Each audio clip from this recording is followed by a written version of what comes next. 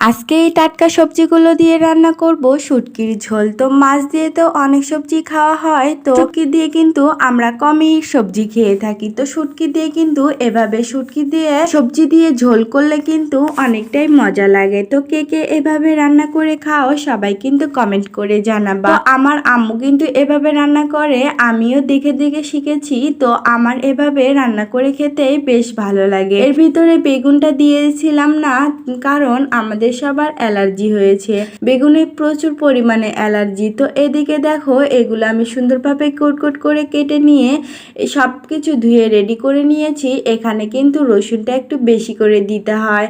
আর এদিকে আমি শুটকিটাও ধুয়ে রেখে দিয়েছি। শুটকির মধ্যে আমার চিংড়ি মাছের শুটকিটা অনেক মজা লাগে। তো কার কার কি শুটকি মজা লাগে সবাই কিন্তু কমেন্ট করে জানাবা। আর আমার ভিডিওগুলো যদি তোমাদের কাছে ভালো লেগে থাকে সবাই লাইক কমেন্ট করে দিবা, যাতে আমি খুব দ্রুত এগিয়ে যেতে পারি। তো এই যে দেখো প্রথমে আমি তেল কড়াইতে দিয়ে তেলটা ভালোভাবে গরম হলে শুটকিটা আগে ভেজে নিব, কারণ শুটকিটা ভালোভাবে ভেজে নিতে হবে। শুটকিটা ভালো করে ভেজে নিলে অনেকটা ভালো লাগে। তো শুটকিটা ভেজে নেওয়ার পরে এখানে আমি মরিচ পেঁয়াজ আর দিয়ে দিয়েছি রসুন কুচি। এগুলো একটু ভাজাভাজি হলে এখানে দিব হলুদের গুঁড়া আর লবণ দিয়ে অল্প কিছু পানি দিয়ে জিরা দিয়ে এটাই কিছুক্ষণ কষিয়ে নিব। তো এই যে দেখো আমি কিন্তু এরকম সিম্পলভাবে রান্না করি আর সেগুলো তোমাদের সাথে শেয়ার করি। আমি কিন্তু আহামরি কোনো ভালো রকম রান্না করি না আর সেগুলো তোমাদের সাথে শেয়ার করি না, কারণ আমি আহামরি তেমন কিছু রান্না পারি না। আমার আম্মুর থেকে যেসব রান্নাগুলো আমি শিখেছি সেগুলোই তোমাদের সাথে শেয়ার করি। তো এই যে দেখো শুটকিটা আমি এখন অল্প একটু জল দিয়ে এটা কষিয়ে নিব। তো এই যে আমার এটা কষানো হয়ে গেলে আমি এই সবজিগুলো দিয়ে নিব।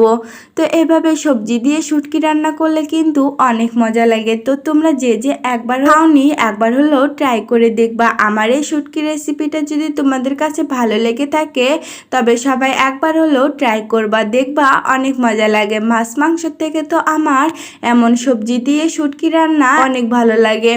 শুটকি ভর্তা, শুটকির তরকারি এগুলোই আমার কাছে ভালো লাগে। আমারও তো মাছ মাংস ভালো লাগে না।